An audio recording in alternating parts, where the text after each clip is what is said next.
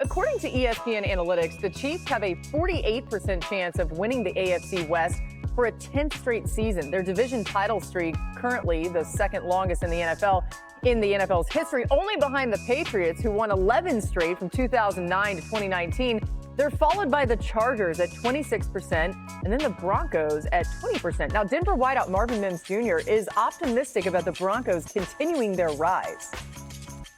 You can really feel that, like, the times are, like, changing for us, you know, and we're kind of like, people always like to say, like, a win now mode. And, you know, with the way things went last year, I mean, we were projected to be last in the league last year, ended up making their wild card. So the guys that are here last year, they believe, and the guys that are coming in, they want to make an impact too. So I think everyone's hungry. Welcome to NFL Live, y'all. So glad you're with us today. Andrew Hawkins, Bill Barnwell, Dan Graziano with you for the hour. We got a lot to get to, but Bill, let's start there. We just heard the Denver optimism. Did the Broncos do enough to close that gap with the Chiefs? Not so sure. Certainly some strides being made here, but there's a little bit of projection happening with some of those Sean Payton specials from New Orleans. Pat Bryant, their day 3 pick, is apparently the new Michael Thomas. R.J. Harvey, their second-round pick, is the next Alvin Kamara or Darren Sproles. Evan Ingram, who's never been a red zone threat or a vertical threat in his career, is now about to be the next Jimmy Graham. I don't know about all that stuff. There's things to be excited about here, and the defense is excellent, no question. But remember last year with Bo Nix, they were protecting him a lot on third downs and in passing situations. A lot of screens, a lot of throws to the sideline, RPOs, get the ball out quick. Nothing wrong with that. But I want to see him play better in those obvious passing situations. And I want to see them open up the offense in the way that shows that they trust him in those obvious passing situations. This team was 1-7 against playoff teams last year before that win in Week 18. So I want to see them play better against tougher competition this year. Right. So if anyone's going to catch the Chiefs, the first thing that has to happen is the Chiefs have to slip.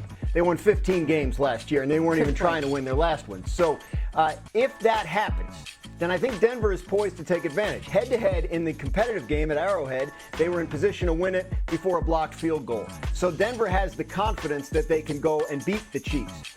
If the quarterback makes as significant an improvement this offseason as he did throughout last season, then I think you have a real threat on your hands. It's a defense that could conceivably be elite. People don't like what they have at wide receiver. They do.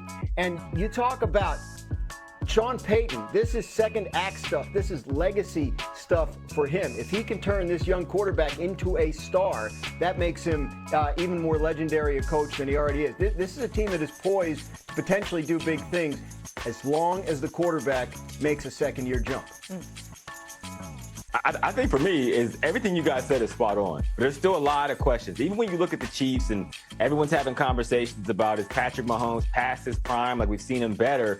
But I look at it the other way. He's still been able to maintain, like you guys talked about, a 15-1 record despite the receiver issues we've seen over the last couple of years, despite the offensive line issues we've seen from the Chiefs. I think they actually got better in those departments. And when I look at the Broncos, I do think they're trending in that direction, but there's going to be a lot of questions this season that need to be answered. Number one is Bo Nix. This is his sophomore year. There's a whole year of film on him. There's a whole year of defense is now preparing for what he likes to do best. And on top of that, that scheme that he was in, there were some errant throws in there that if you watch the film, like, it was very quarterback friendly with the quick screens, getting the ball out of his hands. And even down the field, he was great.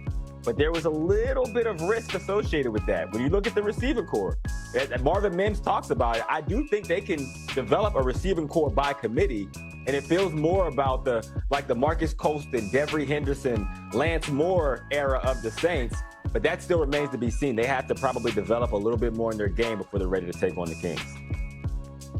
Respect to Devery Henderson reference this early on the show, Hawk. Love that. Love to hear that. I think there's a lot to be excited about here. I just think, we have to see them really trust Bo Nix in those situations. He made big throws last year. If you watch Bo Nix's tape, you will see a couple of throws that are really impressive. Thinking about that cover 2 shot against the Browns that went for like a 90-yard touchdown to Mims. He can make any throw, but it's, can you trust him in those spots over and over again when it has to be a 3rd and 8, 3rd and 10? Yeah, the Broncos went 2-6 2-7 versus teams with a winning record last season. We mentioned it earlier. One of those was against the Chiefs, who sat their starters in Week 18. Guys, let's talk Falcons. Another year two quarterback, Michael Penix Jr. He got a lot less experience than Bo Nix, actually. Some great weapons in that offense, though.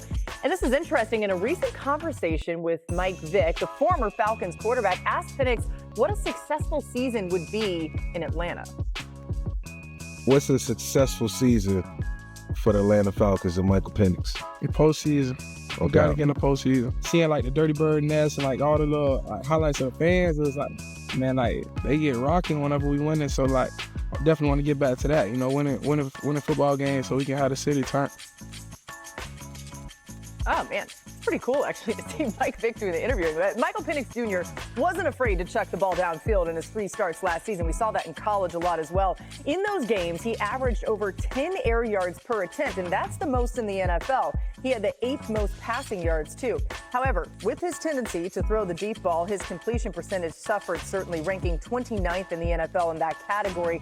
Overall, he ranked 22nd in total QBR in that span. The Falcons, of course, went 1-2. Graz, how are the Falcons feeling about their second-year quarterback?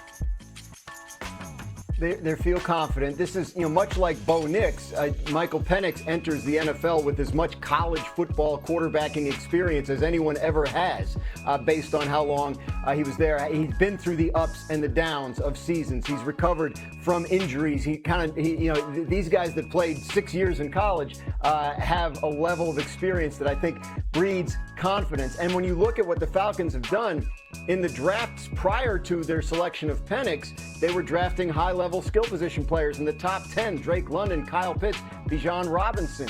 So I think they believe that they had a needed pass rush that they addressed in the draft.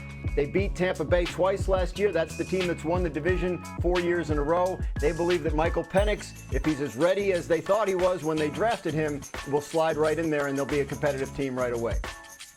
It's such an interesting question because what is the alternative answer to that? Beyond we're going to the playoffs. There's no other answer to that question that's going to satisfy anybody. So kudos to him. He's stepping in the right direction as a franchise guy. But to your point, like there is still a lot of experience for him to gain. It was such a small sample size a year ago, and he did some nice things, and we saw some things that we saw from him at multiple stops, at Indiana, at Washington. With the Falcons, it's everything else. They have playmakers on offense. They got to address that pass rush like you talked about. They have a bunch of young guys. We got to see if they can come to the table and actually, add some fruit to their labor. But at the same time, for Penix, there's going to be a maturation process. He's going to be playing these games when the seasons matter most, and that's still going to be a new experience for him, even though he got a little taste of it last year. It's worth pointing out, as Graz has said a couple times even this week on the show, that they do have one of the better quarterback rooms in the NFL. If something happened to Penix, you got Kirk Cousins behind him, which is even kind of weird to think about. But Bill, he was talking playoffs there. To Hawk's point, what else is he supposed to say? But is this a team that should have playoffs on their mind? They should, and they signaled that when they made their trade in the draft for a second edge rusher. When they drafted Jelon Walker, but when you trade up for James Pierce and you give up a future first-round pick, what that tells you is we think we're an edge rusher or 2 edge rushers away from being a playoff